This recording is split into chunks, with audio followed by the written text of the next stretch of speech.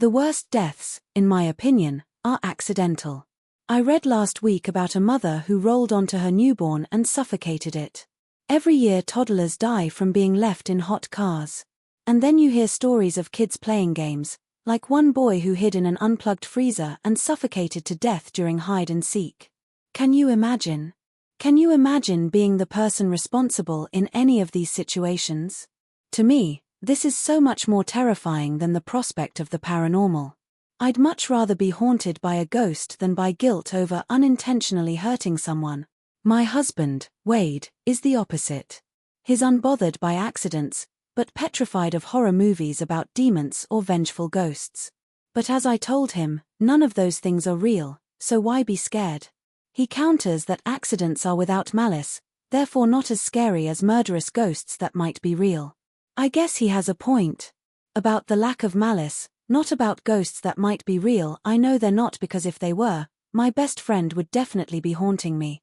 I guess in some ways, she is. You see, whenever I read about a prank gone wrong, I stop breathing for a moment. I'm choked by guilt. After all these years, I still don't know if it was my fault. I was never charged and my friends insist I need to stop blaming myself. But how can I?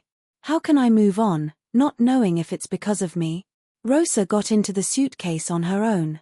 Lokisha and I helped her. We were all drunk, giggling. She was supposed to surprise Bolin. She had a huge crush on him. Let me back up. Let me try to explain. We were at a party. Our friend group had been together for years, and we rented out this lodge. Me, my husband Wade, who back then was just my crush, his buddies Bolin and Tucker and JB.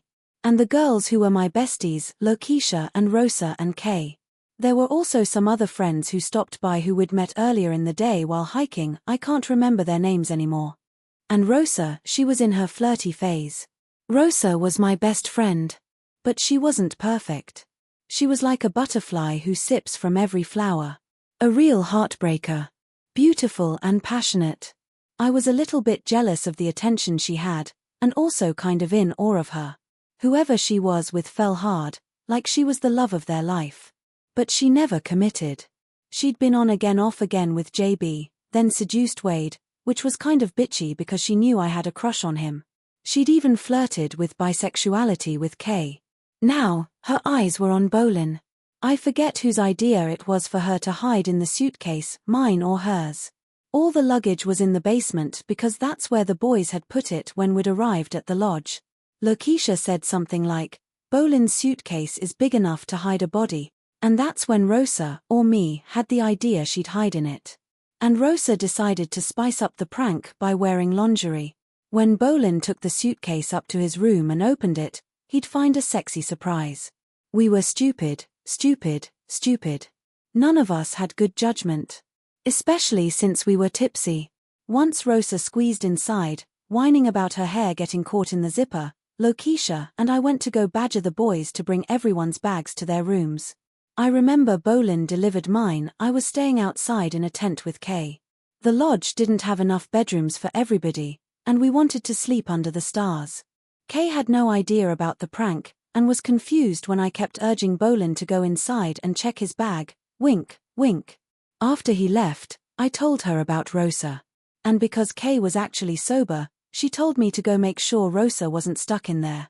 So I checked to make sure the suitcase wasn't still at the bottom of the stairs. At least, I think I did. But I was drunk. While all of us were sitting outside watching fireworks later, I noticed Bolin missing and asked Wade where he went. Bolin had gone up to his room early. Since he hadn't come back, Lokisha and I assumed Rosa was in there with him and that her lingerie stunt had worked. In fact, Lokisha and I were whispering about it all evening, quietly, so as not to make any of the boys jealous. In the morning, when Bolin came down, Lokisha and I asked him about last night, all smirks. He looked clueless. Then Lokisha asked where Rosa was and he was still clueless. But what about his suitcase? Hadn't he opened it? He said someone had shoved all his clothes into the closet in a pile. He wasn't sure why, he assumed he was being pranked or something and hadn't seen his suitcase. So you never opened it? Asked Lokisha. Dread bloomed in my belly. Oh God, I thought. Oh God, oh God. Lakeisha was telling him how we'd taken his clothes out and Rosa had hidden inside hoping to surprise him in her lingerie, and Bolin blushed and said he was gay. Gay? But his coming out to us hardly even registered, because where was Rosa? None of us knew. We quickly went to wake everyone else up, hoping someone had seen her last night. Oh God, oh God, oh God, I checked. Didn't I check? I swear I checked. Prayers ran through my head. But I was drunk. I wasn't sure if I really had. I went downstairs to the basement. There was the suitcase, still tucked away at the bottom of the stairs. It was exactly where we'd left it when we zipped Rosa inside the night before. Asterisk, asterisk, asterisk. Nobody wanted to open the suitcase. The boys argued about who had left it there. JB said he'd lifted it but noticed how heavy it was and asked someone else to take it.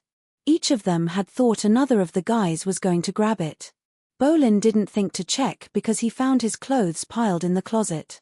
I'm ashamed to say I went outside when Lakeisha reached for the zipper. Wade came out and joined me. He told me dead bodies, gore, things like that scared him. While the others checked the contents of the suitcase, Wade and I sat outside. As we heard the gasps and whispers of "Oh God," his fingers gripped mine tightly, and I put my head in my hands and sobbed. She'd suffocated, of course. But it had taken a long time. The police wondered why none of us had heard her gasping for help, but Kay sheepishly told them about the fireworks. A prank gone wrong, authorities ruled. My friends said then, and still say now, that ultimately Rosa was the one most responsible for her own misfortune. That she'd made her own decisions. That all of us were a little guilty, but none of us was wholly responsible for a tragic accident. But it was my hand that closed the zipper.